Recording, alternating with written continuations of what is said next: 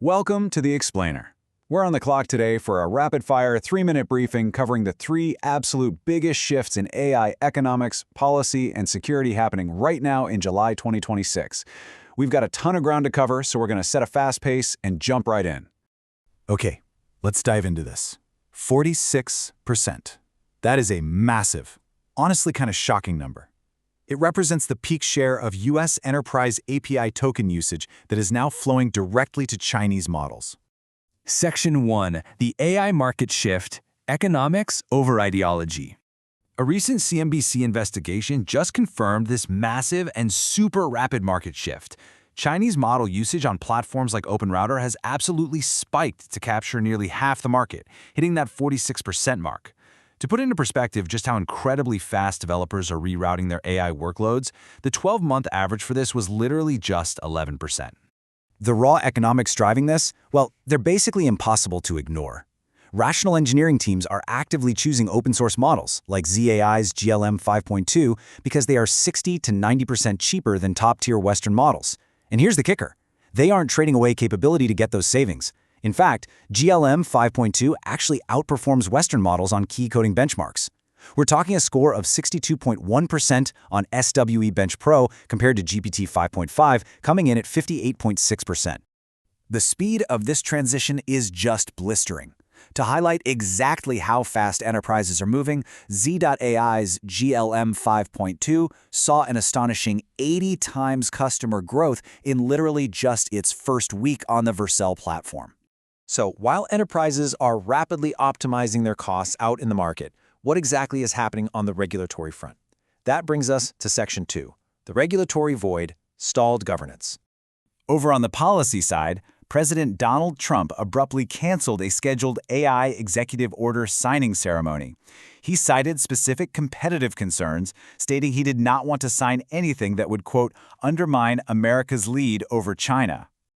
Now, what's really interesting here is how this cancellation creates a critical timeline shift.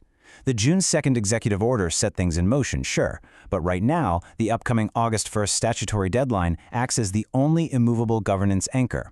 That's the exact date the NSA and CISA are required to deliver their classified benchmarking framework. This stalled governance has created a very real bottleneck for the industry. Major frontier releases, specifically OpenAI's GPT 5.6 and Google's Gemini 3.5 Pro, are functionally stalled.